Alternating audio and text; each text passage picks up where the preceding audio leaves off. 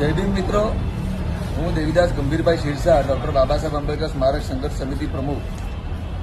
આજરોજ વડોદરા નગરપાલિકા ખાતે અમે આવેદનપત્ર આપવામાં આવેલ હતા.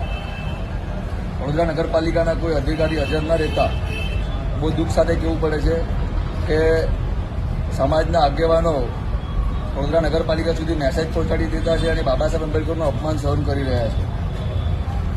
વડોદરા નગરપાલિકા દ્વારા 2025ના 2 તારીખે જાન્યુઆરી મહિનામાં ડોક્ટર બાબા સાહેબ આંબેડકરની પ્રતિમાનું અનાવરણ કરવામાં આવ્યું અને જેમના હસ્તે કરવામાં આવ્યું એમનું નામ છે વડોદરા બારડોલી વિધાનસભાના પૂર્વ કેબિનેટ મિનિસ્ટર અને તાજેતરના વિધાનસભાના ધારાસભ્ય શ્રી ઈશ્વરભાઈ પરમાર.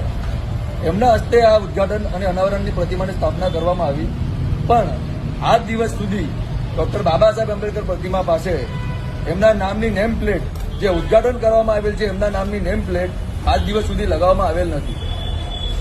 અમે પૂછવા માંગીએ છીએ વડોદરા નગરપાલિકા સન્માનની ચીફ ઓફિસર સાહેબશ્રીને કે તમે આ નેમ પ્લેટ, ઉદઘાટનની નેમ પ્લેટ જે છે એ આજ દિવસ સુધી લગાવવામાં કેમ નથી આવી?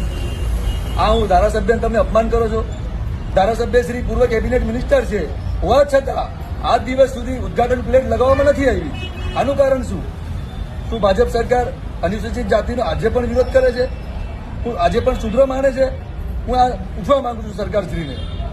વડોદરા નગરપાલિકા દ્વારા ડોક્ટર બાબા સાહેબ આંબેડકર પ્રતિમા પાસે કેમેરા મૂકવામાં આવ્યા, પણ એ camera Vadodara GIDC police station સ્વીકાર કરવા તૈયાર નથી.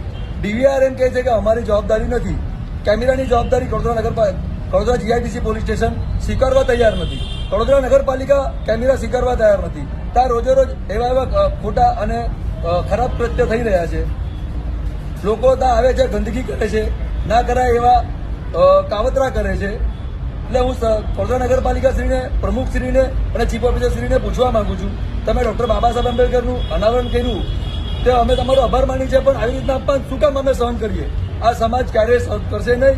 અને જો ડોક્ટર બાબા સાહેબ આંબેડકરની પ્રતિમાને જે કોઈ લોકો કાવતરા રચી રહ્યા છે હટાવવા માટે અને ત્યાં જે કંઈ ગંદકી કરી રહ્યા છે, પોતે કાવતરા રચી અને પ્રતિમાને જે કંઈ કાવતરા રચી રહ્યા છે પ્રતિમા પાસે, હું એમને વિનંતી કરું છું કે તમે આ કાવતરા રચવાનું બંધ કરી દો, અથવા આ દલિત સમાજ, સુરત જિલ્લાનો દલિત સમાજ લગભગ 7.5 લાખ લોક સંખ્યા છે અને એ 7.5 લોક સંખ્યા એ રોડ પર ઉતરશે અને એનો જવાબ સરકારશ્રીએ આપવો પડશે અને નગરપાલિકાએ આપવો પડશે. જે તે તંત્રએ આ જવાબ આપવો પડશે.